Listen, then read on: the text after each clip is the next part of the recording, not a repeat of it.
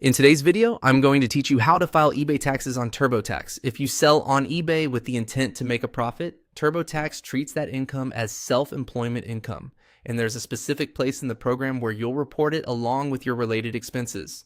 I'll walk you through exactly how to get there and share a few tips so you feel confident before you proceed.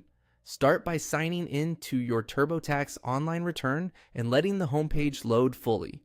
Move your cursor to the top navigation and hover over the section labeled Income. Don't click yet, just hover. This opens the Income menu and gives you quick access to all the income categories in one place. If you don't see the top menu, try maximizing your browser window or reducing your zoom slightly so the navigation bar appears clearly. From that expanded income menu, select Wages and Income Summary. This takes you to the main hub for everything you've earned during the year. You'll see groupings for items like wages, investments, and self-employment. Take a second to confirm you're in the correct tax year by checking the year shown at the top of the screen.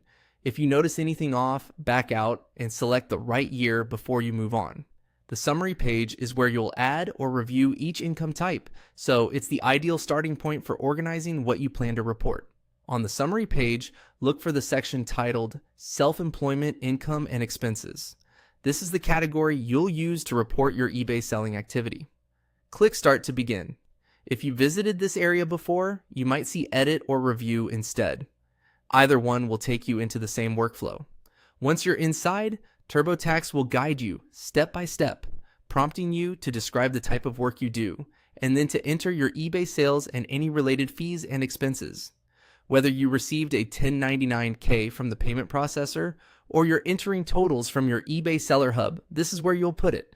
Before you dive into those questions, it helps to have a few details handy. Your gross sales for the year, any seller fees and payment processing fees, shipping costs you covered, supplies like packaging, and other ordinary business expenses. Good records make this process smoother and help you capture every legitimate deduction. Keep in mind, occasional sales of personal items at a loss are generally different from operating a business for profit. If you're unsure how your situation should be treated, consider checking IRS guidance or speaking with a tax professional. That's it for navigation. Hover over Income, open the Wages and Income Summary, and start Self-Employment Income and Expenses. From there, follow the prompts, save as you go, and review your entries carefully before filing.